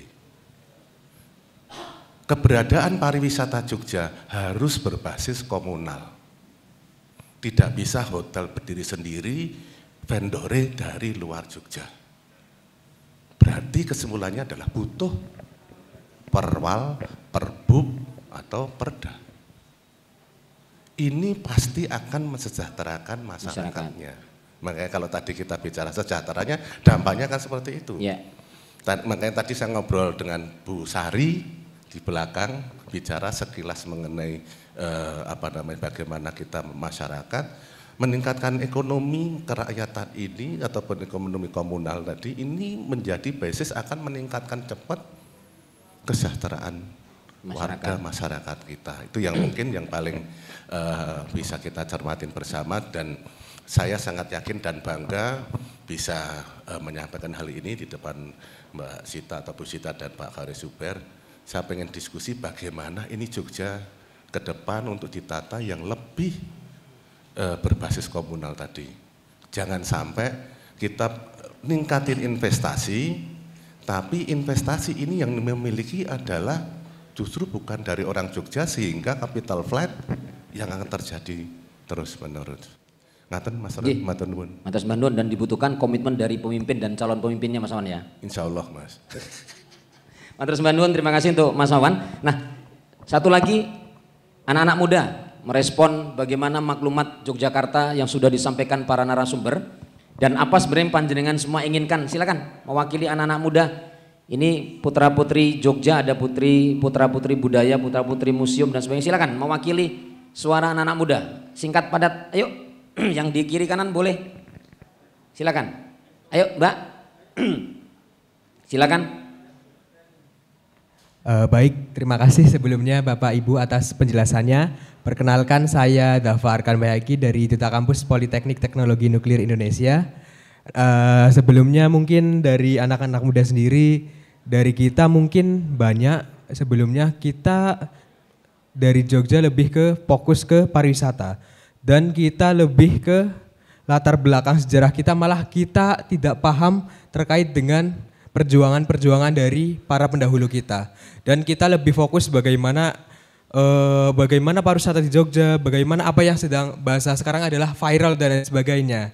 Nah, apa yang mungkin Bapak Ibu harapkan terutama kepada anak-anak muda seperti kita sekarang terhadap perjuangan-perjuangan bangsa yang bisa kita mungkin untuk membangun bangsa ke depannya, karena memang dari sini juga saya melihat ada potensi-potensi untuk pemimpin-pemimpin bangsa Indonesia di kedepannya dari anak-anak muda yang ada di sini Bapak Ibu. Terima kasih, mungkin itu saja nih harapan ke depannya apa yang bisa kita lakukan untuk memperbaiki terutama di Jogjanya sendiri dan bangsa Indonesianya sendiri. Terima kasih. Wassalamualaikum warahmatullahi wabarakatuh. Untuk anak-anak muda, nanti jawabnya nanti sekaligus closing statement. Bapak dan Ibu, tadi kita sudah simak bersama penjelasan para narasumber dan tadi cukup dinamis, ada banyak masukan, ada banyak pertanyaan dari sahabat Jogja Semesta. Sebelum kita melanjutkan pada closing statement, izinkan pada malam hari ini kita juga akan memberikan penghargaan kepada para narasumber Jogja Semesta pada seri yang lalu. Untuk itu kami persilakan yang pertama pada Ibu Sari Murti, Ibu Erwin Yuniati dan Mas Ari Wulu untuk bisa hadir ke depan untuk bisa menerima penghargaan, dan untuk itu mewakili pengurus Jogja Semesta kepada Pak Tasbir Abdullah untuk bisa memberikan penghargaan. Kami persilakan Bu Sari Murti dan juga yang mewakili Mas Ari Wulu dan Mbak Erwin untuk bisa ke depan untuk menerima penghargaan.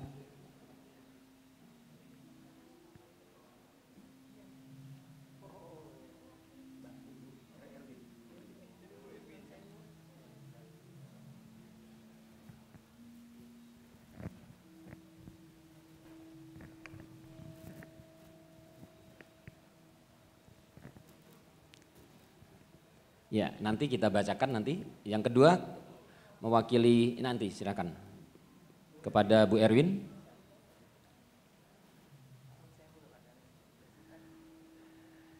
Selanjutnya diberikan penghargaan kepada Mas Ari Wuru atau yang mewakili narasumber kita edisi sebelumnya. Agak ke sini biar Bu Sari ke depan. Sini, Pak.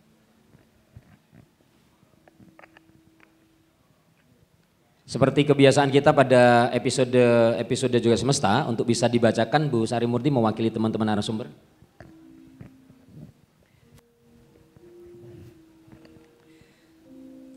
Izin saya bacakan. Piagam penghargaan Jogja Semesta diberikan kepada Dr. Y. Sari Murti Widyastuti SHM Hum, akademisi dan tokoh perempuan. Topiknya inspirasi Kartini Jogja untuk Indonesia. Diberikan di Komplek Kepatihan Yogyakarta, Selasa 30 April 2024. Yogyakarta 30 April 2024. Tertanda Kraton Ngayu Yogyakarta Hadiningrat Hamengku Buwono 10. Matur nuwun.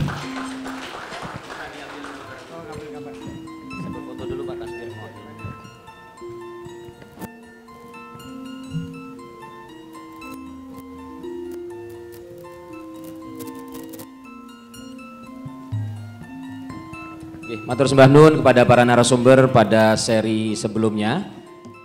Selanjutnya Pak Tasbir masih di depan. Pemberian kenang-kenangan kepada para narasumber, untuk itu pada Mbak Sita, Mas Haris Zubir dan Mas Margono untuk bisa ke depan menerima penghargaan buku Jogja Semesta yang akan diserahkan juga oleh Pak Tasbir Abdullah.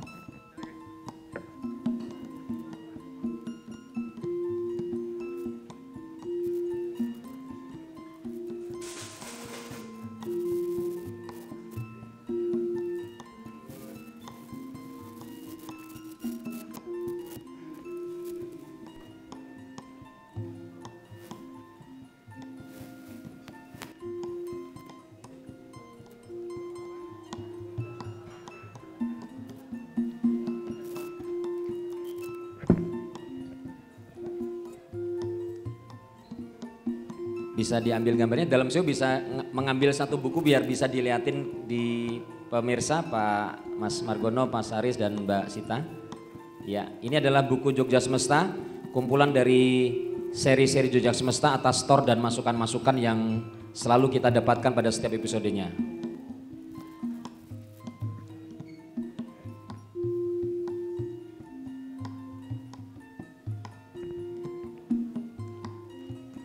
Terima kasih matur sembah nuwun Pak Tasbir dan para narasumber, bisa kembali ke tempat duduk.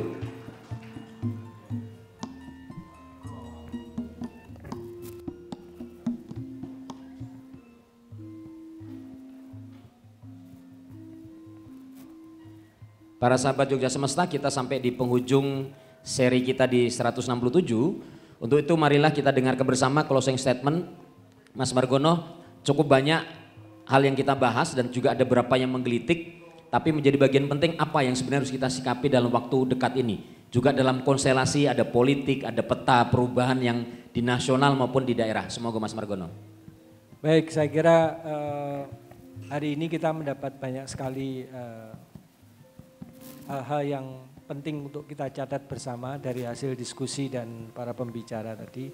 Satu hal yang ingin saya catat adalah sebetulnya memang ada harapan juga ya, bahwa di balik upaya-upaya kita untuk melestarikan kebudayaan di Yogyakarta ini, entah itu pengakuan secara nasional maupun internasional, agar kebudayaan kita tetap lestari, tapi juga ada semacam kekhawatiran-kekhawatiran juga bahwa semua itu nanti dijadikan sebagai excuse ya, untuk kemudian menjadi alasan untuk kemudian yang mungkin bisa merugikan kepentingan rakyat atau bahkan upaya-upaya mensejahterakan rakyat. Misalnya pengakuan UNESCO nanti dijadikan excuse sebagai perlindungan untuk kemudian melakukan sesuatu, atas nama UNESCO ini harus digusur, atas nama UNESCO ini harus begini dan begitu. Dan mohon itu dijadikan sebagai catatan agar perasaan-perasaan, kekhawatiran-kekhawatiran seperti itu tidak muncul ya. Bahwa semua bentuk-bentuk upaya pelestarian itu harus didiskusikan, dibicarakan dengan masyarakat sehingga semuanya berjalan dengan baik. Bahwa tujuan untuk melestarikan budaya itu sesuatu yang penting harus kita lakukan, tetapi kesejahteraan rakyat juga perlu diperhatikan. Masyarakat yang sudah tergantung kepada site-site tertentu, hidup di lingkungan tertentu yang perlu juga kepentingannya dilindungi, hak-haknya juga perlu dilindungi. Saya kira itu yang perlu jadi catatan kita ke depan. Terima kasih. Matur sembah nuwun Mas Margono, Mas Haris, sumangga poin penting yang bisa menjadi catatan bersama dan rekomendasi bagi semua pihak. Yang pertama saya kira ini satu momentum yang sangat menarik dan penting dengan menggunakan momentum maklumat dan belajar sejarah Mas Margono yang ahli sejarah. Saya kira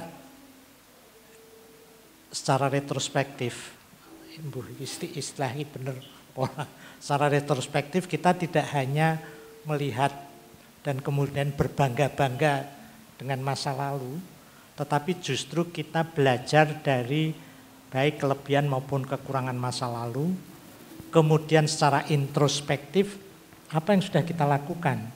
Sebab bagaimanapun juga di dalam kehidupan semesta, ini kan titik-titik penting itu selalu merupakan hukum kausalitas, hukum sebab akibat. Sehingga apa yang kita lakukan sekarang ini, apa yang kita alami sekarang ini sebetulnya adalah sejauh mana respon kita memahami titik-titik peristiwa masa lalu. Sehingga mestinya mengembangkan kemajuan, mengembangkan dinamika itu seharusnya tetap berjalan tidak terlepas dari akar maupun dari titik-titik masa lalu itu. Jadi retrospektifnya benar, introspektifnya juga kita memahami dan menyadari, secara prospektif kita bisa membangun masa depan kita lebih baik. Sehingga Jogja yang memiliki banyak peristiwa lahir batin yang saya sebutkan tadi. Kita bisa belajar memahami nilai, memahami makna, memahami peristiwa, memahami hukum-hukum kausalitas, tetapi juga dinamika masa depan harus kita rancang bukan terlepas dari akar kultural kita, akar sosial kita, tetapi justru merupakan kelanjutan dari sesuatu yang pernah kita miliki.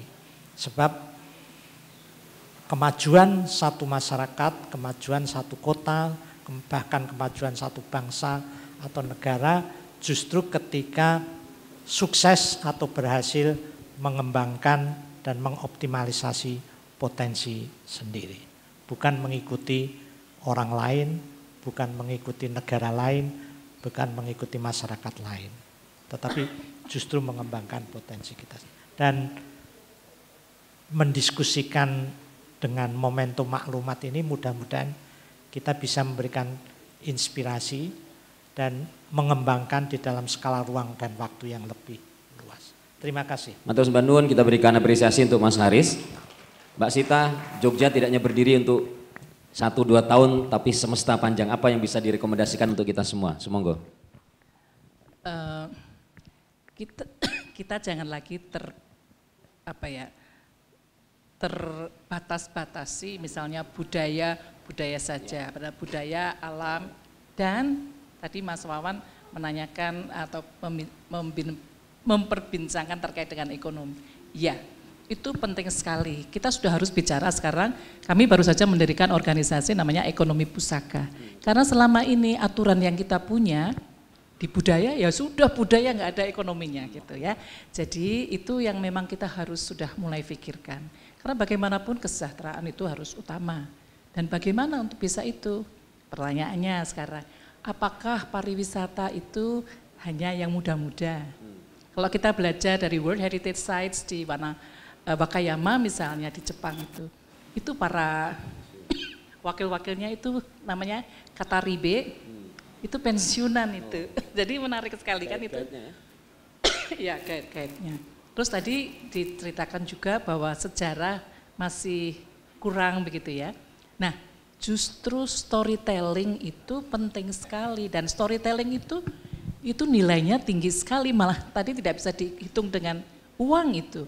Storytelling inilah yang menjadikan orang akan jatuh cinta kepada apa yang ada di sekeliling kita, apa yang ada di dalam sejarah kehidupan kita. Jadi memang harus dipelajari. Terima kasih. Matur sembah nuwun, kita berikan aplaus untuk 3 narasumber kita.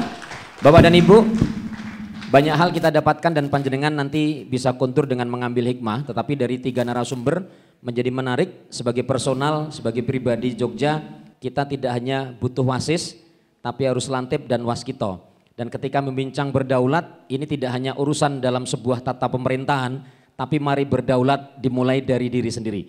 Matur sembah nuwun atas kehadiran panjenengan semua. Salam Jogja untuk semesta. Tepuk tangan untuk kita semua. Matur sembah nuwun. Assalamualaikum warahmatullahi wabarakatuh. Dan silakan bisa ditutup para narasumber berfoto bersama dengan sahabat-sahabat Jogja Semesta. Kami persilakan untuk bisa hadir bersama Bapak Ibu para hadirin untuk bisa diambil gambarnya berfoto bersama para narasumber. Terima kasih, matur sembah nuwun.